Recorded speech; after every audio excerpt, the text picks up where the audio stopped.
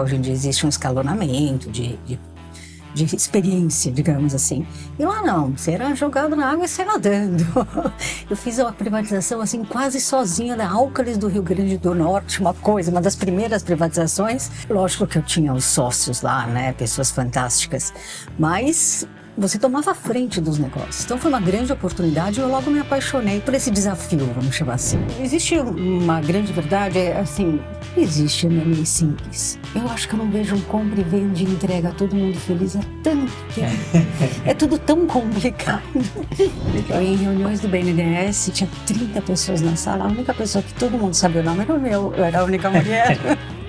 Mas realmente, assim, nunca tive um grande constrangimento, ou porque realmente não dava muita importância. Eu acho que deixava passar, assim, se eu via algo muito fora do bobagem. E segui em frente, sabe?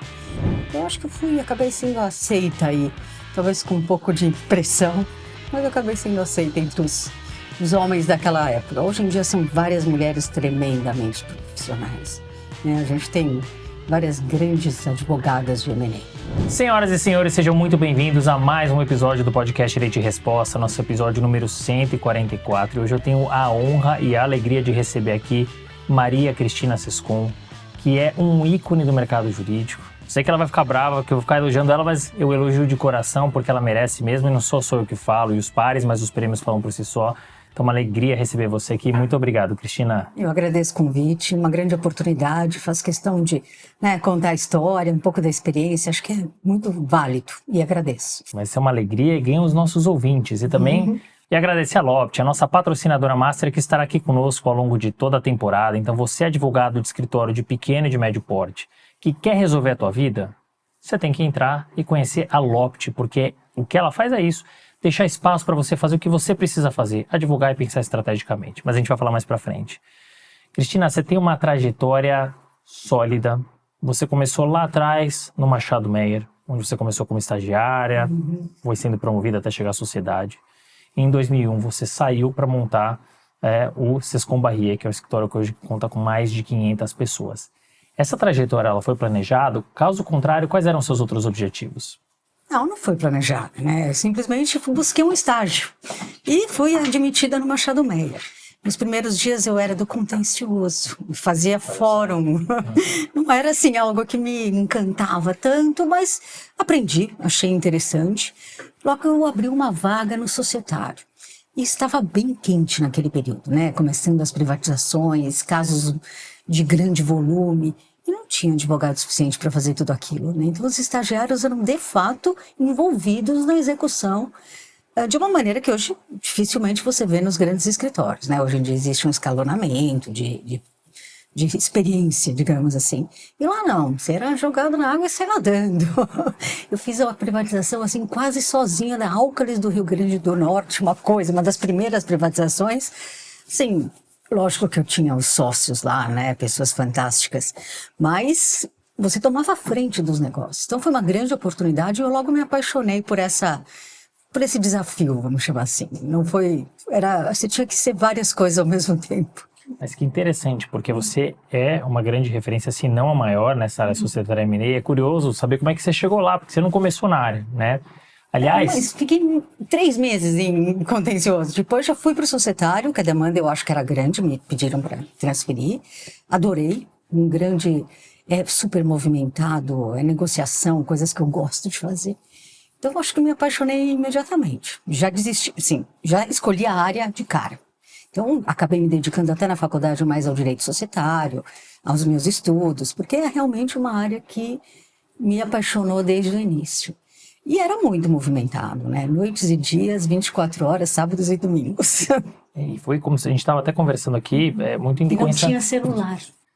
Sim, eram outros tempos, Eram outros tempos, era fax. Muito triste isso, agora lembrando da história. Eu peguei os fax também. Pegou? Eu que trabalhei um tempo no contencioso, ia ao fórum pessoalmente para protocolar. Eram outros tempos. Mudou muito, é verdade. Estava conversando, inclusive, hoje almoçando com um sócio de um escritório e falou, poxa, a advocacia era mais legal, segundo ele, no passado. Eu acho que tinha um quê, talvez mais humano, né, de um Era mais contato. presencial, sem dúvida, né, claro. E o timing era completamente diferente. Se revisava contrato à mão. Era outro mundo, mas A gente aprende bastante. É isso, é isso. Você falou um pouco de como você caiu na área societária M&A, a gente fala muito disso, mas por curiosidade, como é que você chegou no direito, na advocacia?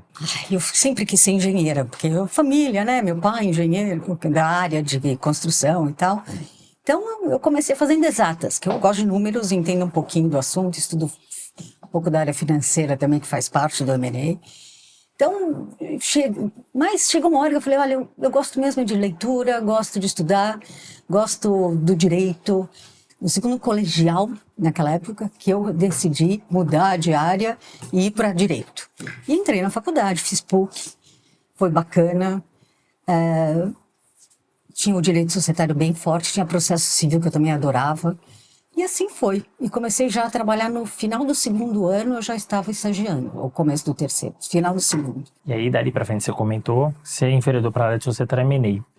Olhando alguns anos agora, se passaram, como eu disse, você é uma grande referência, mas como é que você se preparou para essa área? Porque é uma área, você falou, não tinha muita gente que fazia, você foi fazer. Como é que você se preparou? E mais, a gente vê muita gente, principalmente escritórios médios e grandes, fazerem diversos cursos, dentre eles, principalmente LLM.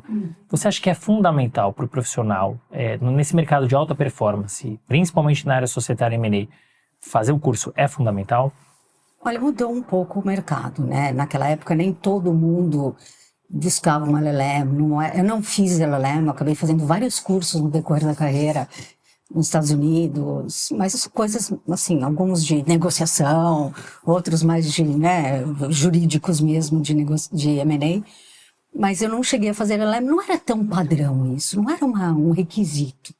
Hoje eu acho bastante válido para quem é da área de M&A financeiro em geral, acho que ajuda, eu acho que você precisa ter um pouco mais a cultura internacional, isso só você vivendo lá, é mais pela cultura, é mais por entender, né, o parceiro, às vezes, do negócio, ou o próprio cliente. Isso é bacana. Não necessariamente depois trabalhar lá, mas se tiver oportunidade, é uma boa ideia. A gente, na verdade, toda a área do escritório, não só, até arbitragem, em todas as áreas do escritório, a gente incentiva os nossos jovens, que já chegam a uma altura de pleno e sênior, já com uma certa idade, tá? Não acho que vale a pena ir com 24 anos para lá. Tem que esperar ter um pouquinho mais de maturidade e capacidade de fazer amigos e de, né, trocar ideias e tal. Um pouco mais de experiência, na verdade. Acho que vale a pena, a gente incentiva, ajuda. E a gente tem sempre vários dos nossos associados passando um período lá. Agora o meu braço direito, que era assim especialíssimo, ajudava em tudo, tá fazendo LLM em Londres. E a gente sente falta um período, mas vale muito o investimento. Sem dúvida, volta até mais preparada, mais preparado, mais maduro, eu acho que vale a pena. Se tiver oportunidade, mas para mim não foi essencial, quer dizer, gostaria de ter feito, uma pena não ter. Mas o volume de trabalho naquela época era tão grande, eu já estava envolvida em tantas coisas que eu não conseguia imaginar para 2 anos. Porque o fluxo era absolutamente monstruoso. E eu adorava aquilo. Então, eu realmente acabei não indo por esse caminho. Mas é interessante ter a tua visão, porque às vezes fica aquela pecha, tem que fazer para ter destaque, não necessariamente, né? Não necessariamente. A gente tem vários exemplos, né? Eu tive a oportunidade, por exemplo, de conversar com o Amir Bokayova, que é CEO, Managing Partner do BMA. Ele não fez pelos mesmos motivos. Ele falou, eu mergulhei aqui no trabalho. Eu fui dragada pelo trabalho. E ele não conseguiu. Ele falou, me arrependo? Talvez. Gostaria de ter feito? Sim. Mas não fiz e... Sabe, mais pra frente, um dia eu resolva. Isso, sempre é tempo, né? Mas talvez eu faça um MBA, não um LLM. E essa é uma outra discussão que eu tenho tido recentemente. No primeiro episódio dessa temporada, entrevistei o Quiroga com a Ale Bertoldi e o Ale fez MBA. E é bacana, né? E ele contou por que ele fez. Oportunidade. Porque você falou, eu gosto do financeiro e faz diferença na minha área. O MBA é tudo que a gente não aprendeu na faculdade de Direito. E que a gente já aprendeu na vida, né, com certo sofrimento, é verdade. Exato. Foi na prática. É legal ter essa visão do cliente, né? Entender o cliente, a parte financeira, RH, marketing, toda a parte de administração, né? Então, eu compacto a tua visão. E também da tua visão de o grande ganho do LLM é a cultura, é a vivência, são os contatos, não necessariamente o curso em si, né? Vai agregar? Não, vai. dá perspectivas, é uma forma de ensino, é mais criativo, talvez te dê mais liberdade. O Brasil é muito, né, quando você vai aprender, você vai ler o código, é muito, né, quadradinho, assim. Mas eu acho que é válido. Se houver oportunidade, eu faria hoje em dia. Meus filhos todos estudam fora, estudaram, fizeram a faculdade fora. Hoje minha filha mora fora, trabalha fora. Eu acho que o mundo mudou também, é muito mais fácil ter acesso a isso, né? Você brincou lá atrás, não tinha celular. Atrás. Agora eu lembro que você ia, alguns anos atrás, para os Estados Unidos, você tinha que pagar uma fortuna para fazer uma ligação. Exatamente, mudou completamente. Você tem acesso fácil, você consegue se comunicar facilmente. É outro mundo, Facilita bastante, né? Claro. Tirando a parte do preço, que é um pouquinho salgadinho, mas de resto a gente tem tecnologia suficiente, né, para poder fazer isso. Exatamente. A gente falou um pouquinho aqui dessa base acadêmica, digamos assim, você sempre foi um grande destaque na tua área. Mas vamos falar um pouco da tua carreira, né? A gente fala muito de Sescom, que está completando 25 anos, aliás, completou agora dia 11 de janeiro, né? Um quarto de século, né? Uma vida. Mas antes, né, de vocês fundarem o Sescom, você passou por Machado Meyer, você entrou lá atrás como estagiária, foi colecionando sucessivas promoções até chegar à sociedade. Como é que foi esse percurso, né? Como é que você colheu essas promoções tão rapidamente? Virou sócia. O que mudou no dia seguinte? Basta ser competente, tem que ter um pouquinho de sorte, né? O Brasil se transformou um pouco, eu vejo nessa época, não sei também como era exatamente antes, mas não era com essa, né, com esse volume de trabalho, essa pujança toda. Então eu acho que realmente foi necessidade do próprio escritório. Eu acho que me virei sócia junto com outros que hoje estão comigo e são meus sócios até hoje. Na verdade era um grupo assim que se tornou sócio mais ou menos na mesma época. E realmente era importante naquela época que eu fosse sócia, até porque eu já cuidava, né, já era responsável perante o cliente por várias operações bem relevantes no Brasil. Então eu já fazia operações de volume, de complexidade alta e sem ter o crachá de sócia. Eles precisavam que eu fosse sócia. Então é uma oportunidade, né? E eu provei que eu conseguia fazer isso, tanto que já fazia como associado. No dia seguinte nem muda tanto, né? Porque na verdade só você se envolve mais no dia a dia do escritório e tal. Mas como volume de trabalho, é mais trabalho, essencialmente é isso. Isso é muito curioso, eu gosto de fazer sempre essa pergunta da girada de chave. E se é uma coisa fluida, como foi para você, não mudou nada, só aumentou o volume de trabalho, talvez um pouco mais de responsabilidade. Mais equipe, É o normal, é a sequência da carreira. Agora, se você tem um impacto, no dia seguinte virou sócia e teve um impacto, tem alguma coisa errada, talvez você não estivesse preparado para chegar naquela posição. Né? Mas ao contrário, você já estava preparada e o escritório precisava dar um recado para o mercado, para os clientes. Exatamente, foi isso que aconteceu. Eu e meus pares daquela época, todos... E crescendo muito, todo ano o escritório crescia bastante. Foi um lugar fantástico, eu aprendi muito. Tenho muito orgulho de ter sido do Machado Meyer. Os sócios daquela época, Dr. José Roberto Opsi, um ídolo assim, eterno para mim. Dr. Meyer, todos eles, pessoas realmente fantásticas. Foi um grande aprendizado. Tenho só a agradecer, na verdade. E é legal ter esse carinho depois de tantos anos, né? Porque, enfim, foi o lugar que te formou. Mas chegou um determinado momento que você entendeu, junto aos seus sócios e outros profissionais, que era o momento de sair e montar uma estrutura. Queria saber como foi o clique, quando deu o clique de precisamos montar um escritório, como é que foi a saída e como é que foram aqueles primeiros dias de escritório? Para fechar... Foram terríveis. O escritório saiu com 30 pessoas. Hoje, 25 anos depois, o escritório tem mais de 500 pessoas. Vocês esperavam chegar nesse tamanho e ter o renome que vocês têm hoje? Eu acho que eu esperava chegar, mas vamos por partes. Na verdade, foi uma decisão de negócio, empreendedorismo mesmo puro. A gente achou que pudesse fazer do nosso jeito, com o nosso, com algumas diferenças aí talvez de como crescer, um pouco mais internacional na parte de estrutura, de remuneração. Mas não havia nenhuma questão assim pessoal, pelo contrário, um respeito absoluto pelo que é o Machado Meyer, pelo que ele era naquela época. E foi só uma decisão mesmo de vontade de fazer o nosso. E nós sempre fomos e ainda somos, um time, um grupo de pessoas amigas, na verdade. Somos sócios amigos. Acho que primeiro amigos, depois sócios, na verdade. Depois de tudo que a gente construiu juntos, imagino que passamos, né? Então, eu acho que assim, a vontade era, vamos fazer do nosso jeito. Isso foi um processo rápido, durou alguns meses.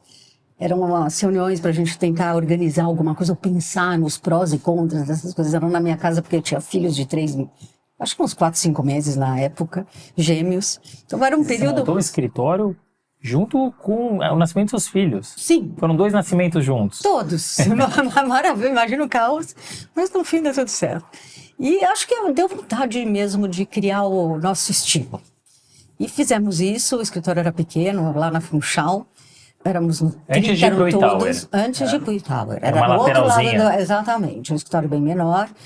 E já entramos fazendo deals, operações, a gente fala deals, mas operações já de um certo volume, de uma certa magnitude. Mas a gente nem era um full service como é hoje, né? Hoje eu preciso de trabalhista, falo, tenho 5 sócios bárbaros, vem cá, vamos resolver e tal. E lá a gente não tinha. Eu acho que a primeira reunião que eu fiz de due diligence, eu levei Joaquim Oliveira, que é um super advogado financeiro. Já esteve aqui, inclusive. Então, ele é o máximo. Eu falei, Joaquim, a gente não tem trabalhista. Eu vou. Foi ele, resolvemos tudo, tá tudo certo.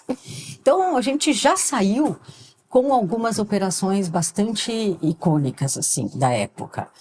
Logo, 3 meses depois fui para os Estados Unidos, fiquei 2 meses negociando uma operação. A gente já começou, pelo menos nessa parte transacional, rodando. Mas tivemos também, como eu disse, sorte sempre ajuda. 3 dias, 4 dias depois, a nossa CEO, que é CEO até hoje, a Alessandra já entrou no escritório. Ela é, assim, parte fundadora do nosso escritório, uma grande, sem dúvida, contribuiu muito para esse crescimento e para esse sucesso. Carlos Braga, o chefe do nosso contencioso hoje, entrou uma semana depois. Então a gente foi montando times de pessoas que tinham já, assim, o nosso jeito de ser, né? Colaborativo, braço dado, vamos atrás, fazer tudo acontecer. Então acho que foi legal, cresceu rápido e aqui estamos, como você disse, quase 500 pessoas. E é muito legal essa história, porque assim, empreender nunca é fácil. Empreender no mercado jurídico, tão pouco, né? E sair de um escritório onde vocês estavam, com conforto, né? Os fundadores todos sócios, né? Enfim, com uma equipe muito boa. Vocês poderiam ter ficado lá, né? Mas vocês quiseram colocar a cara de vocês, né? E foram lá e montaram, e já começaram já pedalando, né? Então, assim, claro que tem um lado bom, né? Porque você já sai, né, com um giro, mas ao mesmo tempo, imagina montar um escritório, né, já com um trabalho, mas tendo que ter a estrutura, tem que montar a estrutura, tem que ter computador e tal. Caos.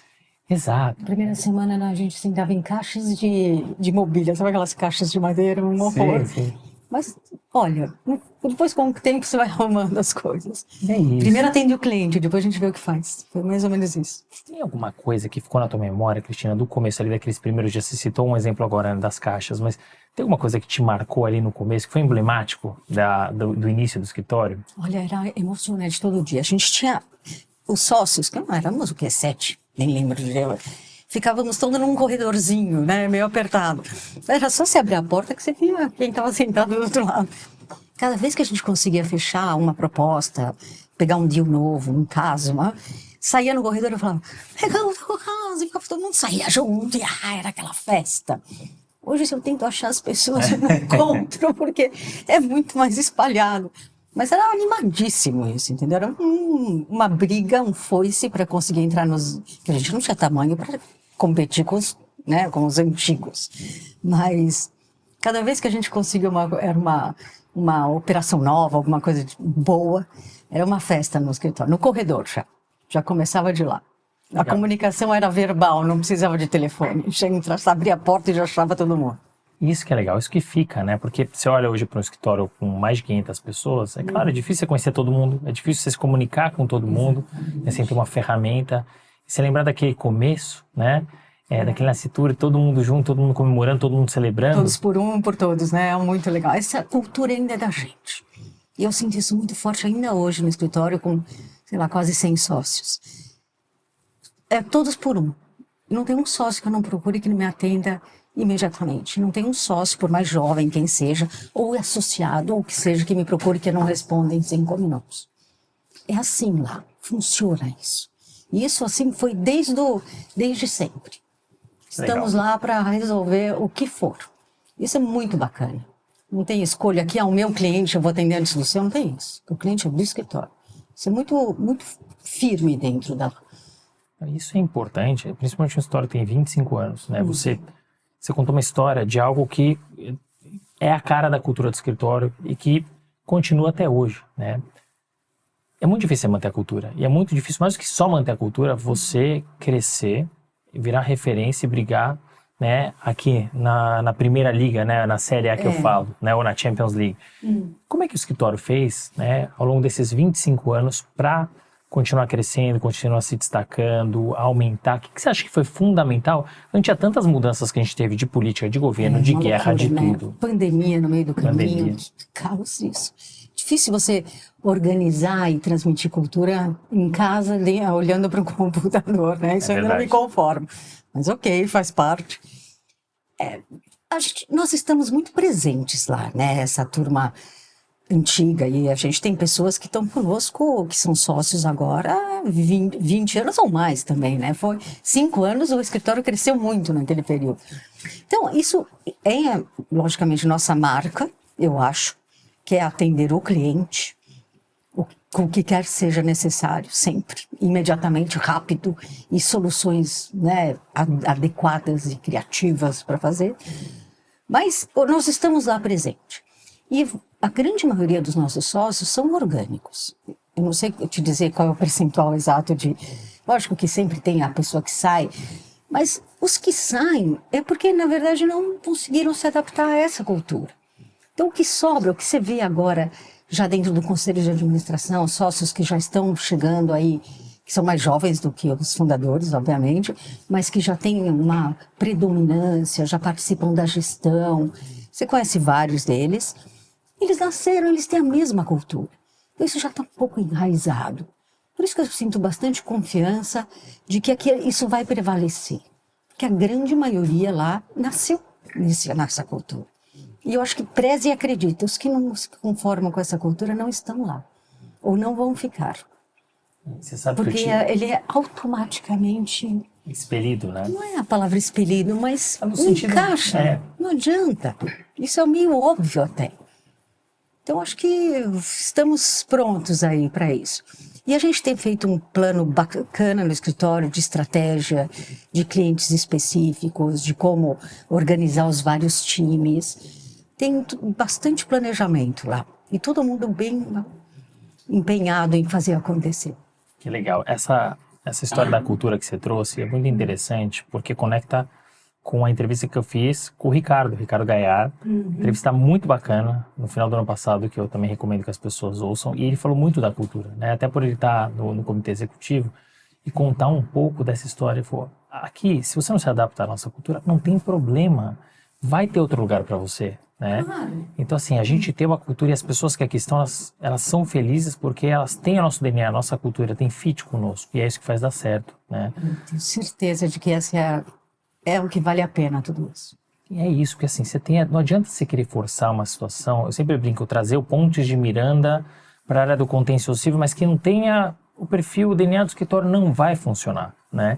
Tem que ter gente que sempre tem a panela, toda panela tem a sua tampa. Tem que ser isso, tem que ter essa conexão, senão não vai funcionar. E não tem certo ou errado, mas o nosso certo é esse. Perfeito, é isso. E é o que eu sempre falo, esse é o nosso certo. Se você não compactou com a nossa visão, tá tudo bem. Não significa que você tá errado e a gente tá certo. Só não tem o fit, né? Então eu gosto disso que você traz. Esses somos nós, né? E é isso. E você conseguir perpetuar uma cultura por tantos anos tem muito valor.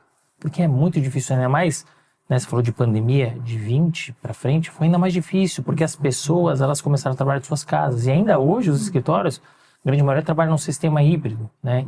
E é difícil manter cultura quando você está longe, né? Então, compacto com a tua visão. Você falou um pouco, né, do que vocês fizeram para chegar até aqui. E já não foi fácil. Falamos dos primeiros 25. Vamos falar dos próximos, não vamos nem falar dos próximos 25, falar dos próximos 5. Quais são os próximos desafios que se avizinham? Olha, o escritório, obviamente, está aí entre os principais do Brasil, mas acho que a gente tem uma visão hoje em dia muito mais internacional também. A gente tem um conselho de sócios que cuidam dessa parte. A gente está se tornando cada vez mais abertos aí a outras jurisdições. Não para trabalhar nelas, obviamente, mas para receber, né, e participar de operações fora do Brasil. A gente tem um plano estratégico muito bem bolado de crescimento, de clientes target, de dividir por indústrias. Infelizmente, o mundo ficou um pouco mais especializado. Hoje em dia a gente tem áreas assim, eu não faço M&A, eu faço M&A de todas as áreas, porque eu sempre fiz, né, porque quase 40 anos fazendo a mesma coisa, mas eu tenho sempre um sócio daquela área específica de uma indústria que envolve aquele M&A. Então, se é telecom, tem alguém do regulatório de telecom, energia. A gente tem um grupo enorme que faz M&A de energia hoje em dia. Saúde, educação, é tudo financeiro, é outro mundo. Infraestrutura, é totalmente especializado. Obviamente, eu tenho experiência do M&A para todo tipo de situação, porque já passei por várias, né? Mas eu estou sempre com alguém que é do regulatório, ou que for da indústria específica. Às vezes o grande problema do que eu estou vendendo é o ambiental. Eu tenho uma tremenda sócia de ambiental que vai estar sentada na mesa comigo. Faz parte isso, de como estruturar o negócio. Então ficou mais sofisticado e a gente está se tornando cada vez mais especializado. E é isso que o cliente quer. Ele quer não só quem saiba que tem experiência, mas também quem tenha todo o conhecimento da indústria, da prática, do que funciona, né? No Brasil tem um pouco isso, o que funciona. E assim vamos. E principalmente companhia aberta, que eu faço bastante, né? A gente tem um time que faz só companhia aberta, toda a parte de regulatório eu faço também, mas um M&A de companhia aberta vai ter alguém especializado na área junto. Hoje em dia você precisa ter o grupo completo para atender bem uma operação dessa magnitude. E é interessante essa sua visão, porque antigamente a gente falava muito da especialização dentro da área. Então, o cara do tributário, de indireto, só ICMS. Hoje a gente está falando de especialização de nicho de mercado. De indústria. De indústria, exatamente. Isso é essencial. Então, a gente vê nos escritórios hoje tecnologia, infraestrutura. Saber, cada área fala a sua língua até. Exato. Fala com o pessoal de energia, é outra língua. Lógico que eu já fiz ideias, eu sei agora, já aprendi. Mas se você não tem alguém que está no dia a dia disso, que conhece, né, o business, faz muita falta. Agora é um pouco mais complexo. É isso. E a gente tem que ir se adaptando às necessidades dos nossos clientes e às necessidades do mercado, né? Se você bater na tecla de nós trabalhamos dessa maneira e não tem a ver com a cultura, tem a ver com o formato de trabalho, ou a gente cobra dessa maneira e a gente vai ficar assim, ser inflexível, certamente dificuldades serão encontradas. Claro. Né? E o mercado ele vem mudando cada vez mais rapidamente, né? Por conta do perfil das pessoas, do perfil dos clientes, do momento de mercado, enfim, e a inteligência artificial que a gente vai falar também. Uma coisa que sempre me chamou a atenção, Cristina, você é uma grande líder da sua área, né, e de mercado, né? Muito respeitada por pares, muito respeitada por quem trabalha com você. Você, inclusive, dá nome ao escritório, né? Esse é o primeiro nome da placa, né? E, salvo engano, eu tenho das Big Laws, ou dos 10 principais escritórios, não me lembro, inclusive, né, de ter uma outra mulher na placa, ou pelo menos seu primeiro nome, ou seja, tem um peso muito grande, né? E merecidamente. Mas você nunca exerceu formalmente, me corrija se eu estiver errado, mas exerceu formalmente uma função de liderança dentro do escritório, seja como CEO ou algum outro tipo de liderança. Por que você optou por seguir esse caminho? Quais os prós e contras? Eu acho que, na verdade, cada um tem que fazer o que gosta muito, né? Legal. Eu dei, como sempre, ajuda muito os sócios que eu tenho. Tive os managing partners mais especiais que podia ter, que foram Joaquim Oliveira, Marcos Flecha, agora Alexandre Barreto, que gostam, sabem fazer, estão lá disponíveis. Eu acho que minha maior contribuição sempre foi atender o cliente, né? Até pelo que você disse, pelo reconhecimento. Eu não sou assim uma pessoa social, eu não gero novos casos indo em convenções e coisas do tipo, não é muito meu estilo. Meu estilo é entregar. E realmente dar soluções com base na minha experiência, no conhecimento. Então eu entrego o serviço. E isso gera mais serviço. E sempre foi assim desde o começo. Eu acho que eu sou mais, vamos dizer assim, eu vou contribuir melhor para o escritório fazendo o que eu faço do que entrando no dia a dia, né, da administração. Então eu tenho pessoas que são da confiança, super capazes para fazer isso. E, obviamente, que eu estou no conselho de administração do escritório, eu acompanho, dou meus palpites de vez em quando, mas no dia a dia já tenho bastante trabalho. Já são umas 20 horas na média, já é suficiente. Mas é muito legal essa sua resposta com sinceridade e transparência. Fazer o que você quer, mais do que fazer só o que você quer, fazer o que você é boa, né? Eu que sou reconhecida por isso, né? Eu acho que talvez um dia, quem sabe agora, né? O escritório cresceu muito, eu tenho talentos incríveis no M&A, Eu acho que estou com um time assim, que eu acho que eu nunca via um conjunto de pessoas tão preparadas. E talvez um dia eu até queira me envolver mais em projetos, nessa criação da estratégia. Lógico que eu dou palpite, conheço o mercado, posso ajudar na estratégia. Mas eu não sento para montar um escritório com a estratégia de todas as áreas, né? Isso é um trabalho monstruoso. Mas um dia talvez eu me interesse mais, vamos ver o que vem por aí. Mas é legal a tua visão, porque realmente você é muito reconhecida pelo que você faz e é onde você traz mais valor para o escritório. Exatamente. Na medida que você abre mão disso, mesmo que você gostasse, de repente, para exercer um papel de liderança, você perde isso aqui, né? Então, eu sempre falo, né, às vezes a gente tem uma coisa muito fixa na cabeça de o advogado, sócio, sócia, tem que ter o perfil comercial 100%, tem que ter o perfil de liderança. Às vezes não, né? Às vezes você vai ter um cara que é muito bom tecnicamente, vai entregar, não vai ser tão comercial, não vai dar para ter vários desses. Mas talvez a maior força dessa pessoa seja na gestão, seja na técnica, de outra pessoa comercial. Acho que é uma união de forças e de talentos, e não adianta fazer o que você não gosta. É isso, senão eu faço muito porque eu gosto de fazer, senão é impossível. Senão você perde nos dois campos. Você deixa de fazer o que você gosta, o que você é boa, perde aqui.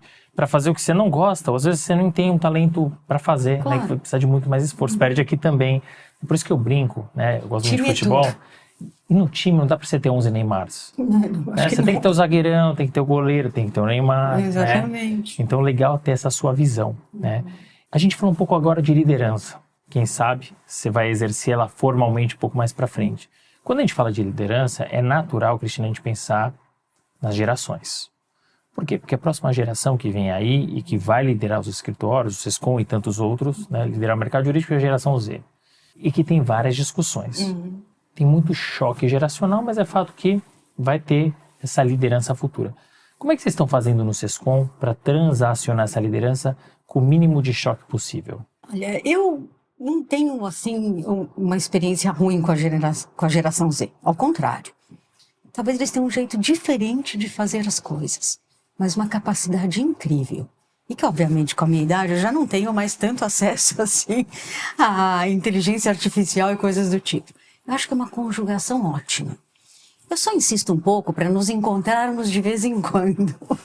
Que eu acho que é muito bacana juntar todo mundo numa sala e desenhar uma operação de fusão, de companhia aberta, com recesso, todas as brigas de minoritários, botar todo mundo na mesma sala e chegar na melhor solução. Então isso eu ainda faço, convoco a turma. Mas eu acho que eles têm muito a contribuir, né? Sendo de uma maneira diferente. É como você disse, é outro mundo. Mas, sinceramente, as pessoas que eu vejo no escritório, os mais jovens da equipe toda, totalmente colaborativos, a fim de fazer, de criar. Se um dia quer fazer em casa, vai fazer em casa e tudo bem, mas vai contribuir do mesmo jeito. Então, eu acho que sim, é possível, né, essa convivência, e é construtiva até. Não acho que seja um problema irremediável. Eu acho que que os que estão lá e estão felizes, a gente consegue se encontrar. Mas acho que você tocou num ponto importante. Não tem uma geração que é melhor e outra que é pior. É só diferente. São diferentes. E quando você fala de diferente, pode dar o choque, né? Ou como você brincou, a gente pode não se encontrar. Mas cada geração tem o seu valor, né? E eu acho que o mais importante é se comunicar, né? Porque aí você vai achar o meio do caminho. Quando a gente fala, né, de passar o bastão para outra geração, a gente está falando de sucessão, que é um outro tema complicadíssimo, especialmente no mercado jurídico. Por quê? Porque a gente vê vários escritórios que não conseguiram fazer sucessão, que nadavam de braçada nas privatizações da década de 90 e sumiram ou perderam muita força. Como é que vocês pensam nessa sucessão? Porque assim, vocês têm nomes muito fortes que montaram o escritório e que são as maiores referências, que fincaram a cultura do escritório. Qual a melhor forma de fazer essa sucessão sem perder a identidade, a cultura, o DNA do escritório e, ao mesmo tempo, lembrando dessas pessoas que construíram o escritório, mas não depender dos fundadores? Acho que isso tem sido um processo contínuo. Eu acho que até já é uma realidade dentro do escritório. Hoje em dia não é, apesar de, lógico, né? Eu estou sempre aí batalhando, mas não é mais a Cristina. É muito o escritório. É o Sescom Barrier que está na operação.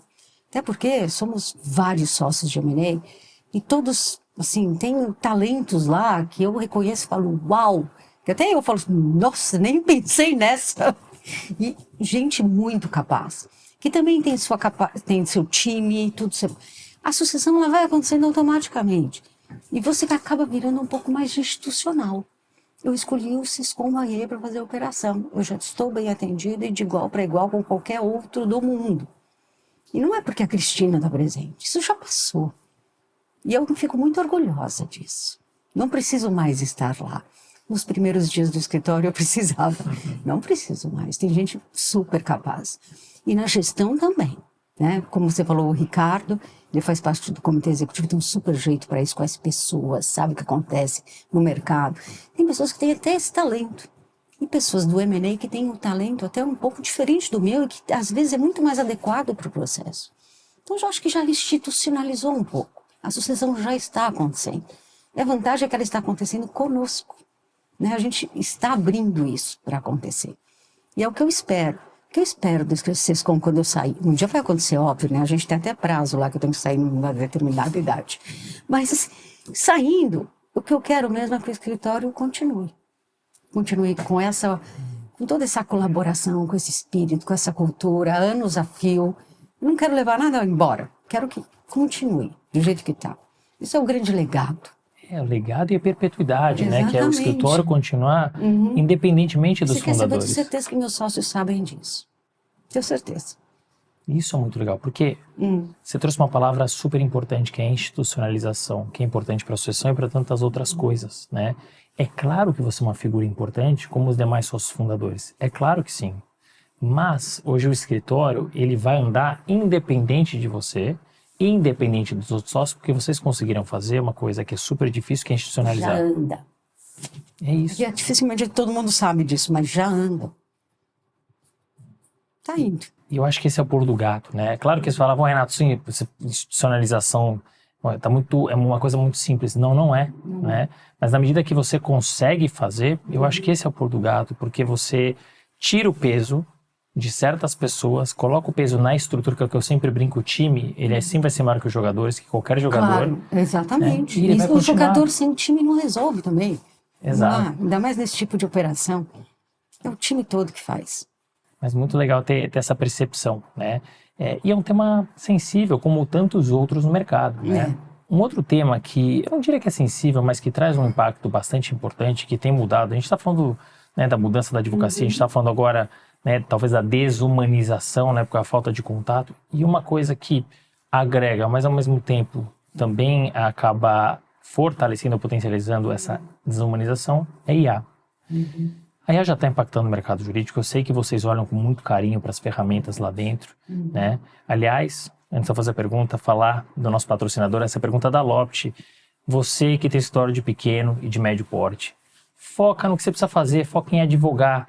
A Lopt traz jurisprudências atualizadas por tribunal, por juiz, é administrativa, judicial. Sabe qual é a chance dela alucinar?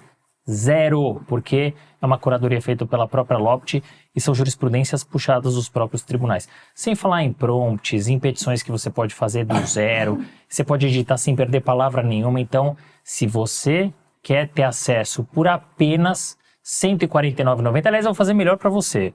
Primeiro mês R$ 14,90, e se você usar o código que está aqui, acessando essa landing page na tua tela, e usar o código DR10, facinho, você vai ter mais 10% de desconto no primeiro mês dos R$ 14,90 e no R$ 149,90.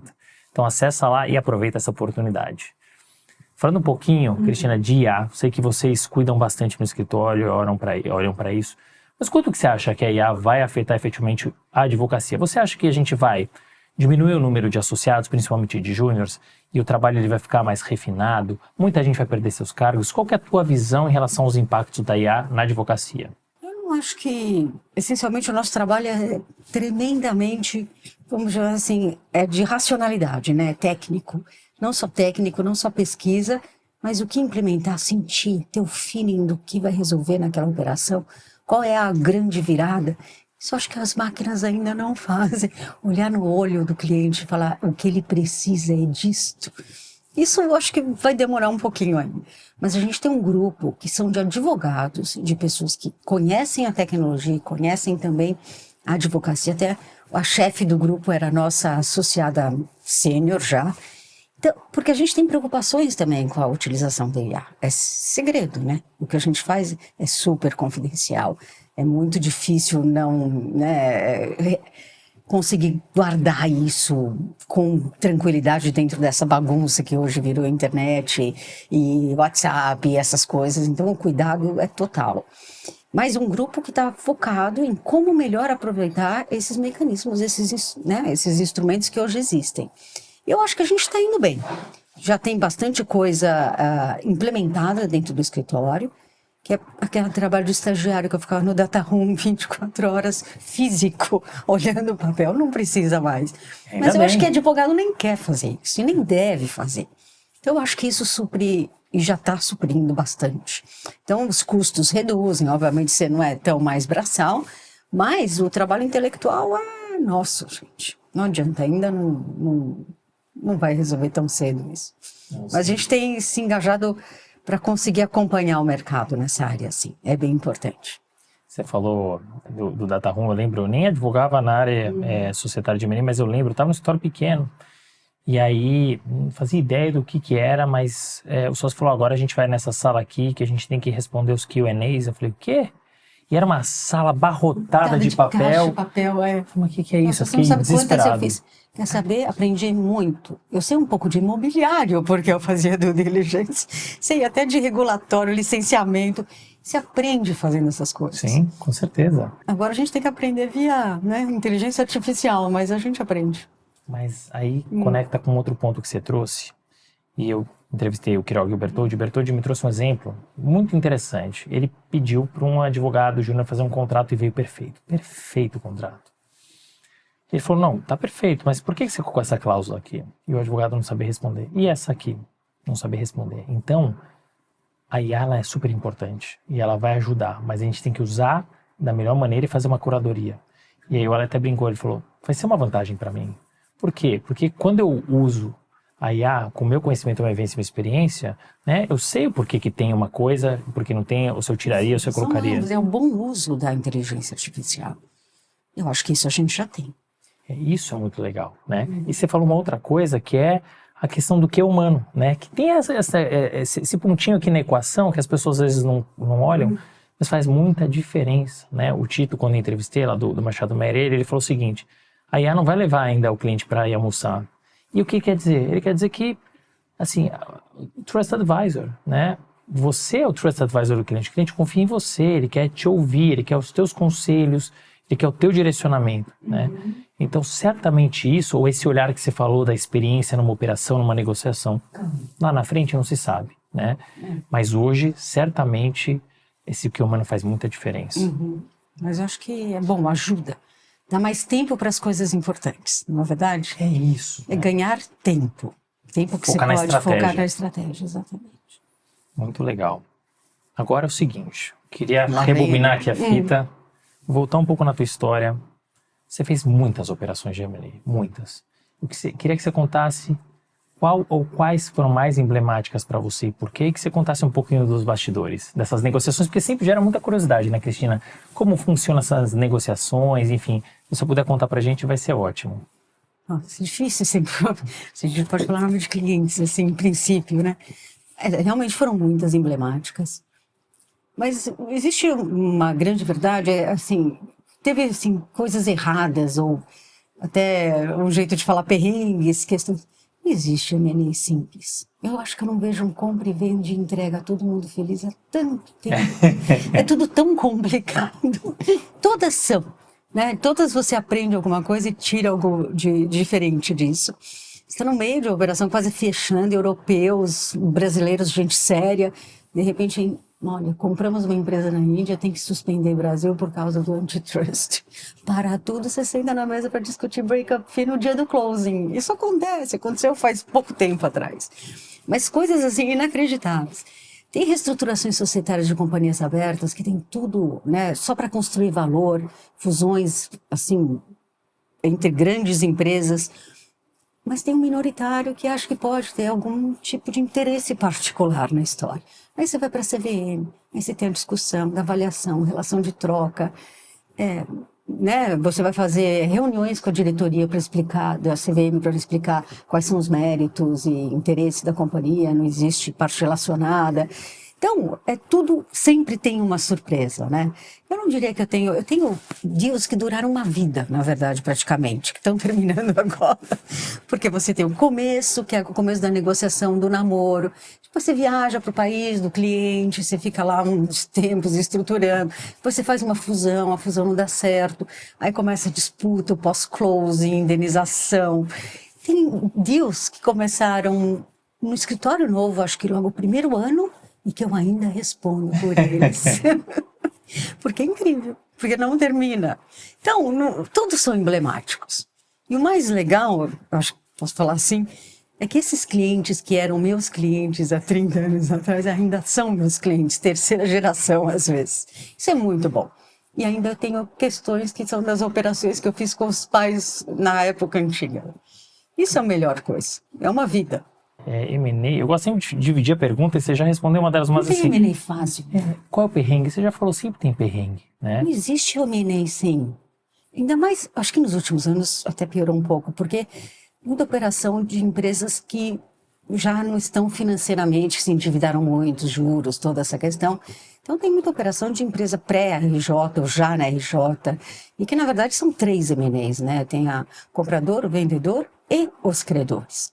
Bom, cada vez é um pouco mais complicado, dependendo da situação financeira do país, tá certo? E hoje em dia, essas são de briga, essas são difíceis. Mas a gente faz. E às vezes é a solução de vida de algumas empresas que, infelizmente, né, por questões até fora de controle, tiveram que abrir mão de alguma parte do negócio. E teve alguma, se você puder até citar, algum exemplo, sem citar nome se você não quiser, mas... algum M&A que teve uma negociação mais complicada e como é que você fez para fugir para a tangente e conseguir algo bacana para o teu cliente? Ou alguma bombástica, midiática que você queira contar? Não, midiática acho que não. Clientes não gostam muito de ser citados nessas coisas, não. Não tem muito jeito. Mas olha, eu tenho orgulho de várias que eu fiz. Mas principalmente as que, no fim, né, você vê o resultado, como a empresa ficou mais forte, como explodiu no mercado de capitais, como tem capacidade de crescimento, é super, né, dá um orgulho, assim, eu participei dessa fusão e olha que beleza. Tem outras que acabam se desintegrando, essas são um pouco tristes. Acho que histórias difíceis do Brasil, tipo Oi, né, eu trabalhei muitos anos com investidores da Oi, que fizeram parcerias, e a empresa vai perdendo aí a capacidade de gerar e de conduzir as próprias atividades. Isso é muito triste, mas acontece. Ao mesmo tempo, você falou da Oi, né, que foi perdendo as forças, é muito legal também você ver o oposto. Você pega uma empresa aqui pequenininha e que depois abre capital. Exatamente. E você vai acompanhando. Grandes, tem umas assim enormes hoje em dia, que quando eu comecei, foi o primeiro private equity que a empresa recebeu. Então você recebeu o investidor, o primeiro, já começou a construir a passagem de uma empresa mais familiar para aquela mais institucional. Aí vem o segundo investidor, aí é o IPO. Nossa, que delícia. E até hoje, meu cliente, eu ainda faço as reuniões do conselho de administração, não é o máximo? Super, muito legal. É muito legal. Isso, eu imagino que assim, claro que tenha o mercado de alta performance, muita exigência, mas entre aspas aqui, não entre aspas, ele é divertido, né, pelo que você está contando, porque assim, são muitas vivências, muitas experiências, muitos casos diferentes, pessoas que você conhece, perrengue, acompanha uma empresa pequena crescendo, outra grande diminuindo, enfim, assim, no mínimo, entre aspas, aí vamos dizer, é divertido, certo? Nossa, é super divertido. E o bom é contribuir para quando dá certo, né? É isso. Normalmente dá. Vou falar mais uma vez aqui, porque é fato, você é uma grande referência na área, mas quando você começou, eram poucas mulheres que atuavam com M&A, né? Eu imagino o quão difícil era no começo ali para você negociar com eventualmente vários homens ali na sala. Como você fez para se destacar nesse mercado? Você enxerga que é um mercado machista? E como é que você fez para se destacar? Se você puder trazer alguns conselhos eu vejo para os nossos diferente. ouvintes. Boa. Era uma grande vantagem.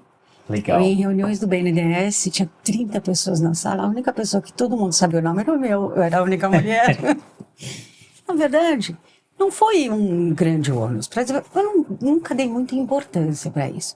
Passei, logicamente, algumas situações mais críticas, pessoas homens um pouco mais agressivos, mas realmente, assim, nunca tive um grande constrangimento, ou porque realmente não dava muita importância. Eu acho que eu deixava passar, assim, se eu via algo muito fora do... bobagem. E seguir em frente, sabe? E ser mulher até naquela época, eu acho que até ajudou um pouco a abrir algumas portas. Antigamente os homens esperavam você falar para eles falarem. Eu falava mais, colocava meu ponto primeiro. Dá pra capturar algumas vantagens também. Mas foi vontade mesmo de continuar fazendo o que eu gostava de fazer. Eu acho que acabei sendo aceita aí, talvez com um pouco de pressão, mas eu acabei sendo aceita entre os homens daquela época. Hoje em dia são várias mulheres tremendamente profissionais, né? A gente tem várias grandes advogadas de M&A. Não, mas é muito interessante ter a tua visão, né? Eu, sim, possivelmente eu tive que superar mais obstáculos, mas eu fui em frente, eu segui, era aquilo que eu queria fazer. E a forma como você vê, no corpo meio cheio, né? Eu era única, todo mundo me conhecia. Cheio, foi ótimo, na verdade. Até ajudou em algumas situações. Eu consegui até abrir portas mais, eu acho, porque a pessoa tinha que me atender, no final de contas. E certamente se abriu portas para muitas mulheres, como você disse, ótimas advogadas no mercado, né? Tem assim, a área societária tem mais de 50% de mulheres. Que legal. Acho que é muito bacana. Não, sem dúvida nenhuma, é uma história muito legal que você tem, que você construiu. Você se arrepende de algo? E até onde que você quer chegar? Se me arrependo de algo, profissionalmente não. Nem né, assim, acho que algumas coisas no escritório a gente poderia ter feito em momentos talvez um pouco antes do que fizemos, né? Mas, assim, nada muito que desconstruísse, não. Profissionalmente não me arrependo de absolutamente nada. Tive minha vida, consegui criar meus filhos, são pessoas ótimas. Apesar da ausência da mãe em grandes períodos. Então, acho que é vontade de fazer, e quando todos enxergam que você está feliz, acho que vai em frente. Futuro. Ainda tem uns anos aí pela frente, até, né, minha aposentadoria forçada, talvez, vamos ver. Mas prefiro continuar trabalhando. Ainda gosto, ainda tenho bastante gás. Não, eu não tenho dúvida. E essa, enfim, é um tema para um outro papo de aposentadoria, porque a gente fica, né, nesse jogo de tem que abrir espaço para quem tem baixo, mas ao mesmo tempo a gente vive mais. Mas é só crescer, tem tanta coisa para ser feita. Então são várias discussões interessantes, né? Porque é um tema polêmico. Eu quero que o escritório cresça, que cada vez seja mais independente. Eu acho o máximo isso. Estou aqui para ajudar. E você é uma referência, como você falou, estou com muito gás ainda, né? Então acho que não tem certo, não tem errado, enfim, é um tema aí para um episódio inteiro de podcast, mas é muito legal saber, assim, que você não tem arrependimentos, né, pelo menos profissionalmente, e que tem ainda muita coisa para você desenvolver, né, dentro do escritório, para o mercado, além de tudo que você já deixou de legado, né, para o mercado jurídico e para o Sescom. Falamos muito aqui da Cristina na PJ. Quem é a Cristina na PF? O que você gosta de fazer? Sou uma pessoa super simples. Eu trabalho essencialmente, mas tenho família, obviamente. Tenho poucos hobbies. Acho que eu gosto mesmo de cozinhar fora do horário de trabalho. Qual é o teu prato, especialidade? Eu sou mais italiana, um pouco italiana demais, para dizer a verdade, mas essencialmente. E eu me divirto fazendo isso. Faço aquele plano do fim de semana, vou fazer aquele prato especial, então eu tenho que pegar o carro e comprar aqueles produtos especiais, fazer aquele negócio diferente. Isso é divertido. Mas é isso, eu sou uma pessoa muito simples. Gosto de viajar, principalmente visitar a filha, que está longe. De vez em quando eu dou uma escapadinha, mas é isso. Não tem muito milagre, não tem muito tempo para outras coisas. Bom, mas é sempre bom, né? Também dedicar um pouco de tempo, você falou viagens, que é a melhor coisa da vida, cozinhar, comer bem, né? Além de trabalhar, que é o que você gosta de fazer também. É isso. Muito bacana. Você já trouxe histórias, trouxe insights, trouxe inclusive conselhos, mas sobrou algum conselho ou alguns conselhos para você trazer para os nossos ouvintes? Faça com amor e com vontade, né? Atenda. Você tem clientes, você tem pessoas que precisam de um conforto, eventualmente, uma assessoria, a sua experiência. Responda rápido, fique atenta, né? A tua função é achar a melhor forma de prestar o seu serviço. E tenha, né? Se você gosta disso, vai dar certo. Acho que é o essencial. O resto vem. Gostei, fazer com coração, com dedicação, fazer o que gosta. E eu sempre falo, dinheiro é consequência, ele virá, né? É exatamente isso. Gostei do conselho. Olha, que alegria te receber aqui. Enfim, te acompanho há muitos anos. Ser de fato uma referência. É uma alegria ter você no Direito de Resposta e deixar gravado isso para os próximos anos, para todo mundo ouvir a tua história, a tua trajetória, que merece ser aplaudido. Então, muito obrigado pela generosidade por estar aqui conosco. Agradeço a você pelo convite. É um prazer. É muito gostoso conversar com você, né? Um prazer. E chame sempre que você quiser. Se eu tiver algo a contribuir, faço questão. Fim de papo. Se você gostou, recomenda para seus amigos. Se não, fala comigo que eu quero te ouvir. Até a próxima.